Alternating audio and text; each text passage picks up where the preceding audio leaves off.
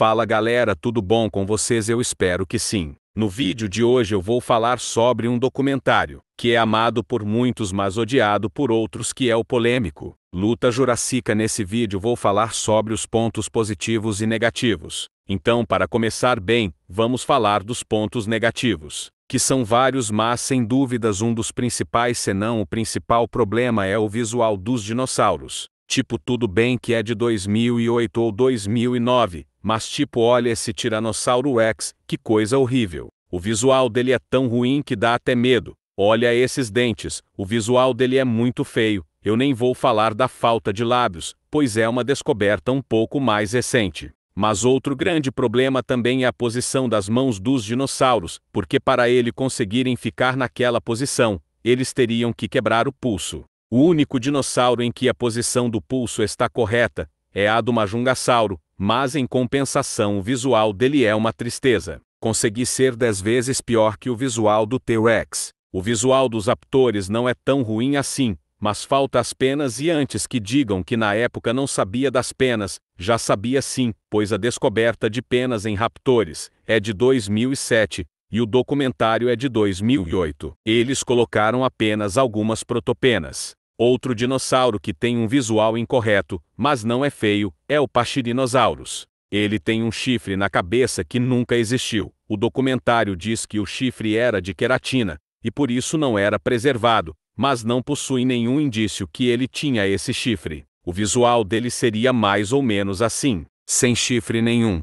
Outro problema, e esse é o que mais me incomoda, é a maneira como eles tratam o ceratossauro, pois eles dizem que mesmo ele sendo um predador, ele não tinha garras nem mandíbulas fortes o suficiente para conseguir lutar contra outro predador da época, mesmo que ele tivesse mais chances de perder uma luta contra o alossauro, por exemplo, mas mesmo assim eles não precisavam humilhar o coitado entre aspas, porque ele era um predador formidável, e numa luta contra o alossauro, ele poderia muito bem dar golpes que iria machucar bastante o alossauro. Esta imagem que está na sua tela é um dos únicos momentos onde o ceratossauro não é humilhado logo de cara, mas pouco depois ele morre. Então, né? Já que estamos falando dele, bora lá, porque por mais que ele não seja um problema em si, os dados sobre o tamanho que o documentário dá, e também sobre como ele conseguir dar pulos e ficar de pé em um local de chão movediço, faz com que ele traga problemas com ele, para o documentário.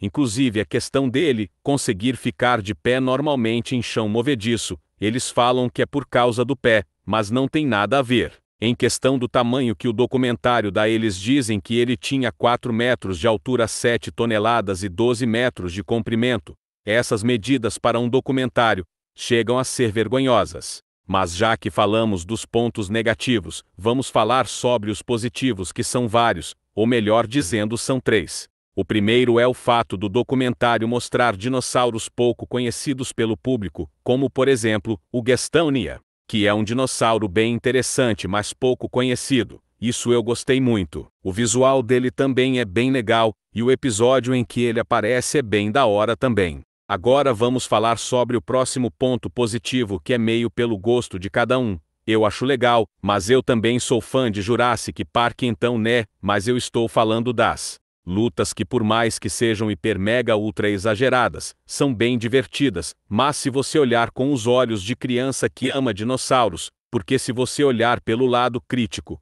você não vai achar muito interessante. Bom, para fechar os pontos positivos, vamos falar do fator nostalgia. Tipo, eu sei que isso é uma coisa bem subjetiva, mas como o documentário foi lançado em 2008, e ele é de muito fácil acesso, crianças daquela época que gostavam de dinossauros, muitas delas cresceram assistindo esse documentário. Então eu decidi colocar esse ponto positivo. Bom galera, esses foram os pontos positivos. Os pontos negativos tem mais, como por exemplo a burrice de alguns dinossauros. Em conclusão, esse documentário é um que em minha nota para ele é 5, porque o fator nostalgia me pega bastante. Esse foi o vídeo. Se você gostou do estilo novo dos vídeos e do vídeo, deixe o like e se inscreva. É isso, falou e fui.